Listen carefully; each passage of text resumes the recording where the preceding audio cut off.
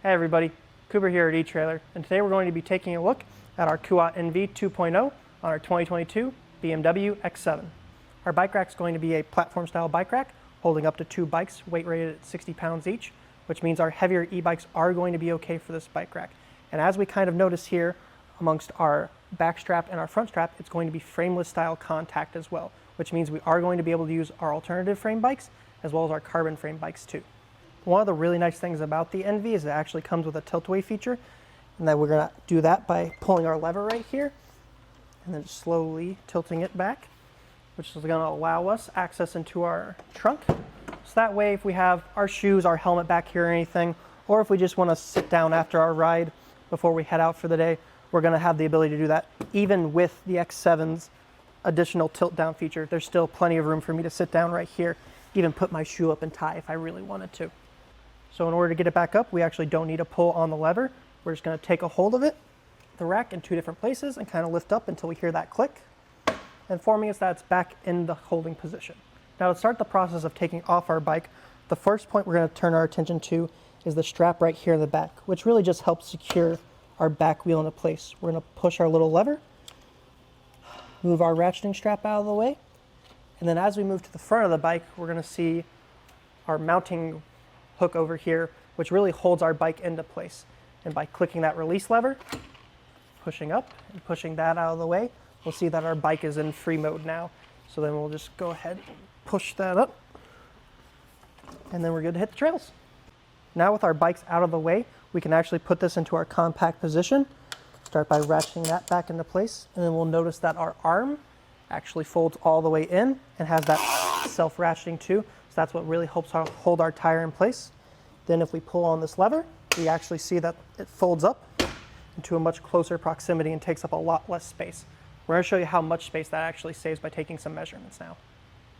So by taking our tape measure, putting it against the bumper, and measuring out to our furthest point, this little rubber knob here, we can see that we're adding on about 19 inches coming back. So that's what it's going to be like living with this bike rack with no bikes attached. But what about when you're driving down the highway with your bikes attached? Well, if we just go ahead and fold it back out into that position, and again, we just take our tape measure, put it at the furthest point, and measuring out, we're looking at 35 inches instead. So that really kind of gives you an idea on how much room we're able to save by putting it up in that compact position. Another important measurement to know is ground clearance. So what we're going to do is take our tape measure and measure up to the lowest point right here, and we're going to look about 21 inches of ground clearance available. Just important to know from our shank rise. Now while we have it in this down position, it's really easy to take a look at our hitch. We are on a 2-inch hitch, which will go into a 2-inch receiver. We see our bolt and our locking mechanism here. We'll have 2 keys that comes with that. So this just gives you peace of mind while you're out on the trails or in the grocery store that your bike rack's not going to go anywhere. But if we put it into our compact position, we'll get a look that we actually have a really unique anti-rattle system.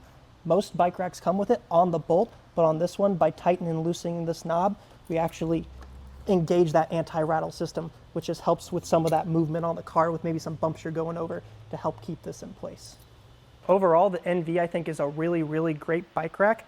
One really cool thing with the X7 too as well, that the top half of your hatch is actually still accessible even in this folded up position. So if you were to take this to the grocery store or start to load up your gear before you load up your bikes, you still have that ability to reach into your trunk here with everything.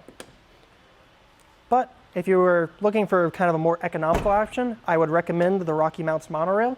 It has a lot of the same features as this one too as well, but just a little bit lower on the price point. But this was a look at our Kuat NV 2.0 on our 2022 BMW X7. My name's Cooper. Thanks for watching. We're going to take it out here on the test course. First thing we're going to do is hit the bumps. We're just going to see what it's like if we did hit some speed bumps. I'm watching the bike, watching how it holds on the tires. It looks like it moves just a little bit, not too much. This is mostly standard with other bike racks, so nothing to worry about. The bike doesn't look like it's going anywhere. Now we're going to go a little bit faster in the parking lot. I'm going to take some aggressive turns and see how it handles there. Looks like it's fine. I see a little movement again, but again, the bike's not going anywhere, so I don't have to worry about it.